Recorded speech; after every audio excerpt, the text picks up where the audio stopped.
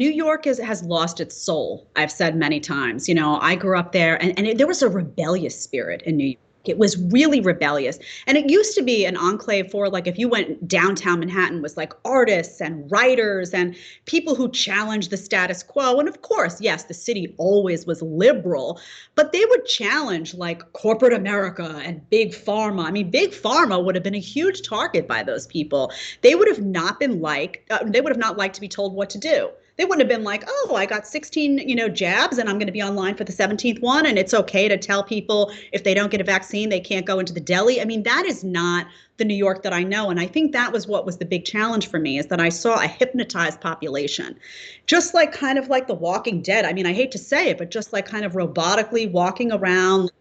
When I say a dystopian nightmare, I mean a dystopian nightmare.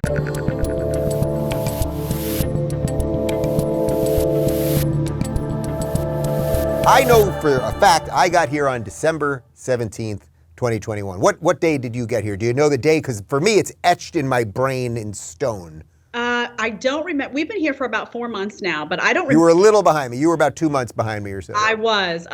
And we changed our date a number of times. And then it was really funny when we got down here, the place that we had planned to live in was not as advertised. So we lived out of hotels for a while. So that's probably why it's a little mixed up in my head. But what I do remember is a conversation I had with my mom when I got here. And that was the one challenge. I'm a family girl. So leaving my family in New York, they're not quite ready to move yet, although now my mom just came down here and she's like, I got to get down here. The one thing I remember feeling is just, I took a deep breath. I was sitting on the beach and I was like, wow, I just feel like I shed a whole bunch of baggage that I had on my back in New York City. There were so many restrictions. And at the time, it was in the heat of the mandates and, you're not my friend, you're my enemy, you didn't get the vaccine. And it was like all of that just turmoil, the crime. And it just I felt light. I don't know how else to say it. I felt like light and airy and like I was ready to like re-embrace life. And I think I did your show soon after that on the panel and you were like, no, you just sound different. And I was like, well, you did. That was like 2 weeks after. Yeah. Yeah, you were like jumping out of your skin basically. And I was like, oh, I know the feeling. I actually still have that feeling. Yeah.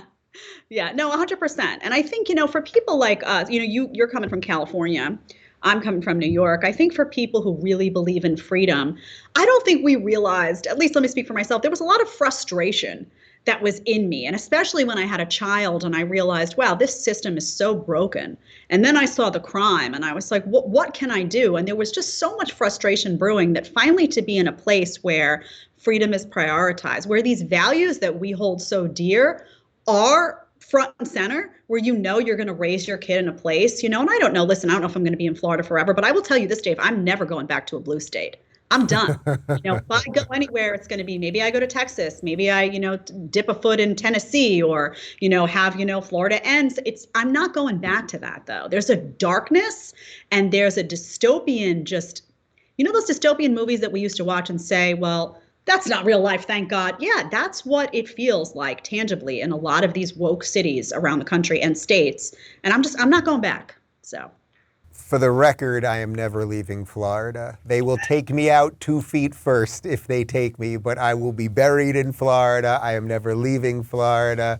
I will be swimming with the gators, as they say. Dave, you're committed. I don't know. What was that thing you had on the wall at one point? It was like some Floridian, I don't know if it was it lizards or the little, well, it was all meant to be for me because I've actually always loved Florida my whole life, and my folks have lived down here for part of the year, so I've always been coming down. So what you're talking about, I had two, you might be talking about one of two things. I have 2 giant alligator canvases, there you go. These like 6-foot canvases that I've had for years, but I think what you're talking about is that we have a whole wall of alligator skin wallpaper, and one day I woke up in the morning and there was a lizard on the alligator skin wallpaper, and I was like, this is as good as it gets. Listen, it's commitment. It's commitment from you. I love it. And coming from California, the thing is, like, a lot of people go to California. I say now, the only sane people that would go to California is just people who love the weather. If it's not the weather, I really don't know what you're doing there. You're not going to grow a business there. The tax structure is just not incentivizing. It's not welcoming to entrepreneurship. I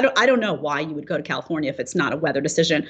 But for someone like you who does, I'm guessing you're not a fan of the cold. I'm just going to put that out there. I don't love the cold, but correct me if I'm wrong, the summer's been pretty fine here. I know they're saying it's unseasonably, it's not raining as much as usual, but it's been fine. It's fine. I like sweating. There you go, detox. Exactly. So I want to ask you something, because since we come, I'm originally a New Yorker before my crazy 8 years in Cali. So since we come from such a similar place, and now I think our political outlook and our sort of life outlook are very similar, what do you think about the people, the kind of people that were the Northeast people, let's say, the New York people, that should have some fight in them? The Cali people, a lot of them just seem fried to me, or like Northern Cali, okay, wine country, SoCal, San Diego, you're just sort of fried by the weather and okay, you just accept it. New Yorkers have a fighting spirit, and that's why it was so hard for me to see, and I still have a ton of family in New York, so many people just accept it, and not only accept it, but like, thank you, sir, may I have another? And they're bringing, as I'm off the grid right now, I don't know if mask mandates are back in Cali, they're supposed to be right now, and they could be back in New York, and people would welcome it. Yeah, New York has lost its soul. I've said many times. I grew up there, and there was a rebellious spirit in New York. It was really rebellious. And it used to be an enclave for, like, if you went downtown Manhattan, was like artists and writers and people who challenged the status quo. And of course, yes, the city always was liberal, but they would challenge like corporate America and big pharma. I mean, big pharma would have been a huge target by those people. They would have not liked to be told what to do. They wouldn't have been like, oh, I got 16, jabs and I'm going to be online for the 17th one. And it's okay to tell people if they don't get a vaccine, they can't go into the deli. I mean, that is not the New York that I know. And I think that was what was the big challenge for me, is that I saw a hypnotized population, just like kind of like The Walking Dead. I mean, I hate to say it, but just like kind of robotically walking around. When I say a dystopian nightmare, I mean a dystopian nightmare. And it's just lost its spirit. It's lost its soul. I think that people have become allies of the state, and now it's just like a bunch of people who believe politicians over there. They've lost that fire, that energy, and the city doesn't read the same that it used to. It doesn't read like a hub of cultural activity. I'm sorry, but it doesn't. It reads like a crime-infested area where you're afraid to, you don't want to build a family there, because you're not only worried about the crime, but you're worried about the mandates. You're worried about what happens in cycle 2. We all know there's going to be a cycle 2 of this pandemic. It's coming. Yep. It's coming. It's going to be the mask. Maybe it'll come just in time for the next election. Who knows? You think. But the next time it rolls around, now you know that you can look around the country and know where those populations live, where they're just going to lie down and take it. Oh, you want to shut down my business? Okay. Oh, you want to, mandate that I get a vaccine, or I can't, a vaccine that doesn't stop transmission, or I can't go into a restaurant. Okay. Like, where is their line in New York, just in terms of making decisions for themselves and their families? So I don't know what caused it, but now there's a subservience to authority. It's like, oh, you're in a position of authority, you must know better. Oh, I must be. It's like everyone thinks they're an idiot now. Oh, I must just wait, I know I have common sense, but I guess I must be wrong. And Bill de Blasio at the time must be right. It's disturbing. And it's a lack of autonomy, and it's a lack of self-sufficiency, and a lack of personal responsibility. All those things I hold dear, they're just not there anymore. On top of that, you got the crime. So you're like, wow, I used to love New York because, it was, you could go out on the town. Now it's like, well, if I go one block over, I might get knifed. So maybe I won't do that either. So it's a sinking city in many respects. And, my friend Buck Sexton put a tweet out a few weeks ago, and he was talking about, you hear, it sounds like a scene from a bad movie going on outside, with just, it's crazy. It's really, really crazy. A police force that doesn't feel supported.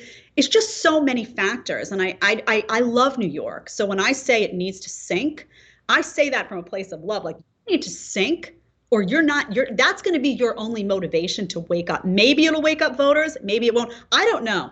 I think the people who flock to cities like that now are perfectly comfortable folding into a brave new world. They're comfortable with it. If you're looking for more honest and thoughtful conversations about the media instead of nonstop yelling, check out our media playlist. And if you want to watch full interviews on a variety of topics, check out the full episode playlist. They're both right over here. And to get notified of all future videos, be sure to subscribe and click the notification bell.